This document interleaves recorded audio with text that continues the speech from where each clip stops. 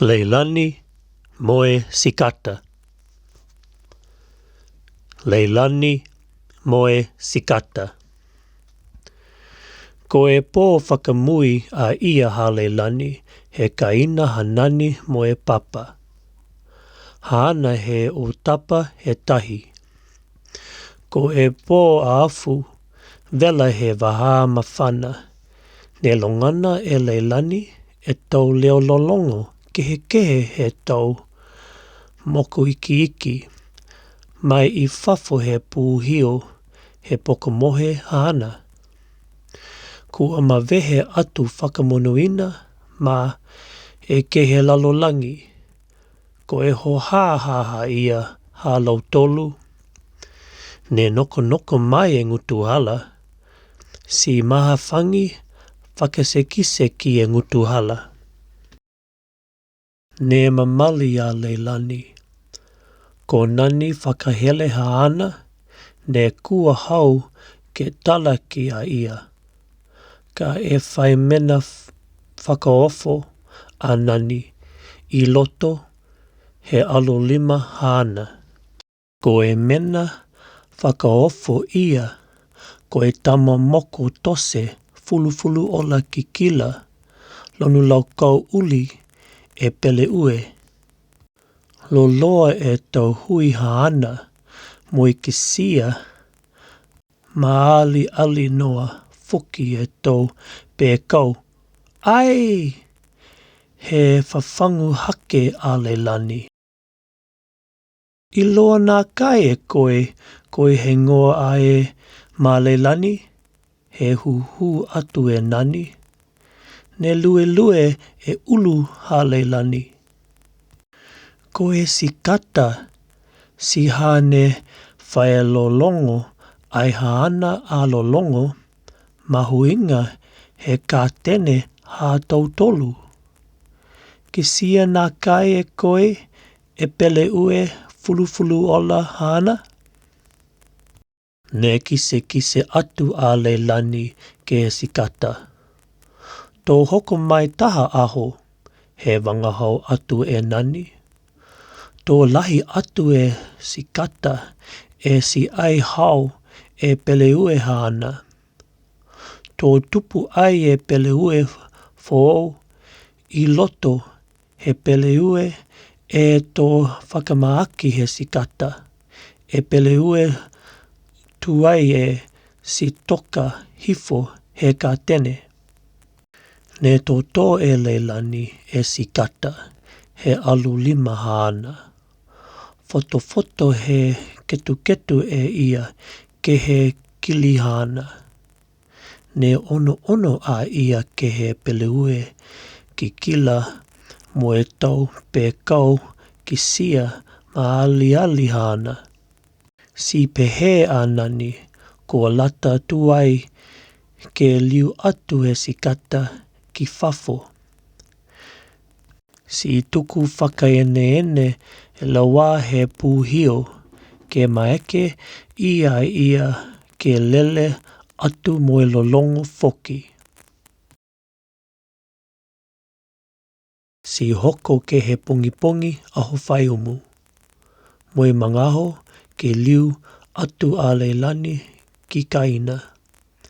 Pehe ni kua fia lahi a Leilani ke liu ke kisia e mātua whiwhine mo e mātua tāane haana. Ka e momoko foki a ia ke whano kehe mai I a nani mo papa. Ne talaange a ia ki a nani mo papa. Tōna kai nimo e ia a laua. Ne kuku e nani a ia mo e pehe atu. Ua momoko ma Leilani. I loa e koe ma eke a koe ke liu mai he ha mangaho. Ni ka manako a koe.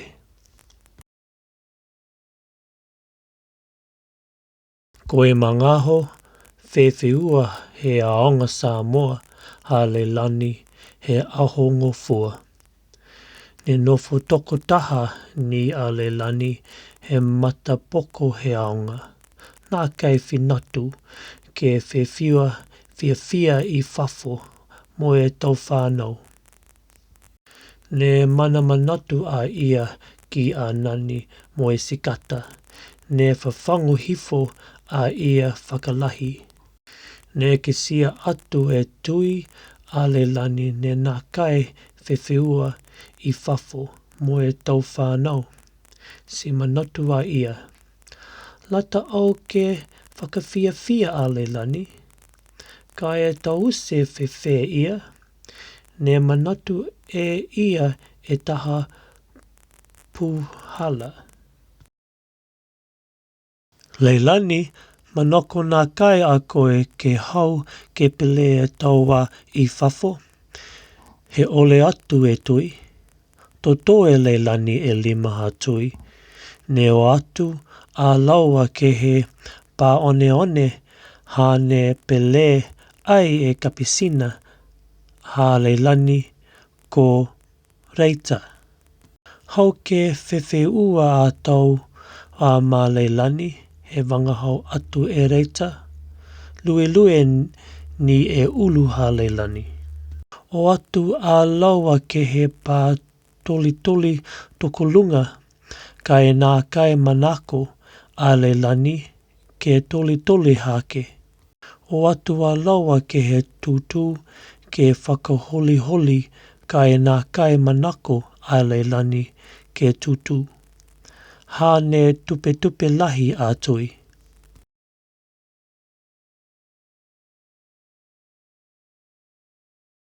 Koi he ngoa e le kua mā leilani, he huhu atu e tui. Momoko ka a koe he nani hao. Ngaki atu e ulu ha leilani. Ei longana toko ua he laua e leo. Ne whanongonongo a leilangi ki ai. Koe he ngoa hia. Koe he ngoa e leo ia ha huhu atu e tui. Koe sikata ha ne lolongo mahuinga ha ana he tali atu e leilani.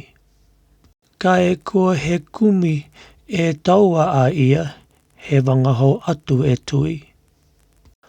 Nā kai whakatali e leilani, kua whita ni a ia he kumi ke he tau ulu la kau. Ko whēlā a ia, he mana manatu e ia.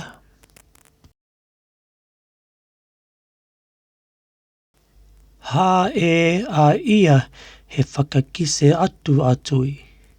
Ne tuku e ia e sikata he alu 5 ha leilani. Ne mamali a leilani. Tātai ni mo e sikata he kaina ha nani.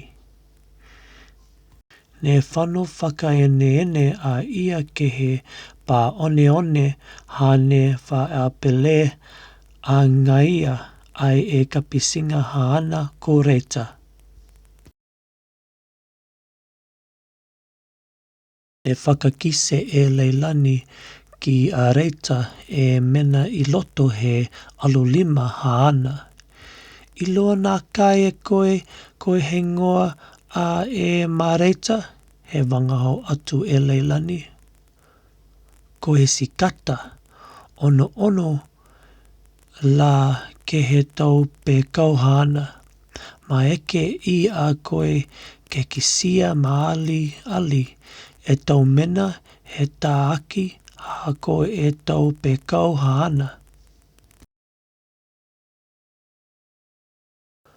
Hane o atu ki kaina he motoka ne talaange he mātua whiwhine ki a leilani. Ko e whai tohi kua hoko mai ma ana he aho ia. Nā kai mai ke a leilani ke whakatali ato hoko atu ke kaina. Ho hoko ni ke whale ka e whinatu whakaave a ia ke he laulau he poko kaitunu. Mo e kisia e tohi I lunga whai mena tepu I loto he whangatohi. Hā I loto he whangatohi e tohi hānani mo e tama puhā tose. Ko e mangāho ne hawhangi e leilani e puha. Hā I loto e tama pele ue fulu ola.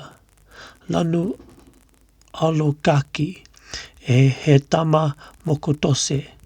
Tunga ni e sino he sikata. Ne ole atu a leilani ke he mātua whiwhine haana. Ke tōtou e tohi hānani ki a ia. Whakalofa lahi atu leilani. Manatu nā kai e koe sikata tose, ne whakakise atu e au ki a koe he mangaho ne nofo ai a koe mo au mo papa. Tala iki ia koe hei ngoha aku ne maua he ka tene. Maua e au he pele ue tu ai he sikata ne whakamākai mai e ia si hānā ke ono a koe ki ai, tose whakaene e pele ue hāna. Longa e tau monuina, nani.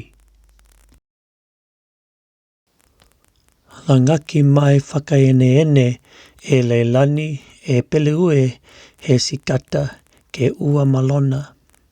Mana manatu a ia ke he sikata, ne ke sia e ia he kaina hanani. Mana manatu foki a ia ko e kikila mitaki nā kai mo e lanu la kou kaki e pele ue fuau.